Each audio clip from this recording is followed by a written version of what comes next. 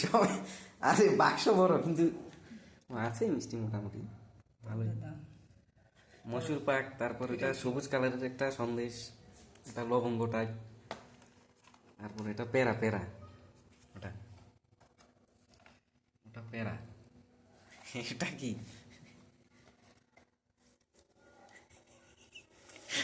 এটা কি?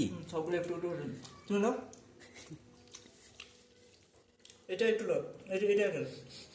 এই এটা মসুর পাকের মতো মনে হচ্ছে। তুমি যেটা নিয়ে নাও, এটা নাও। এটা দেবদের জন্য এটা নাও। এটা খেয়ে খাও না, চায়টা টেস্ট করো। সে আমি বলি যে একটু দেরি করে খেতে। বিকাল পর চায় চা করে চায় টেস্ট করো। এই মজা, এই দেখো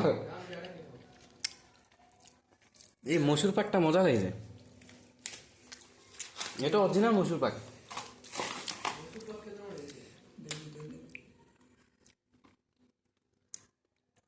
এটাও মসুর পাকই হবে। এটা নাও বলো। হ্যাঁ, এটাও ভালো দাও। এই জিনিসটা নাও। সব মসুর পাক দেখি, ভ্যারাইটি সব মসুর পাক। একটা, দুটো, তিনটে। এটা কি? এটা মসুর পাক, দেখতেই মনে হচ্ছে ভ্যারাইটি সব মসুর পাক।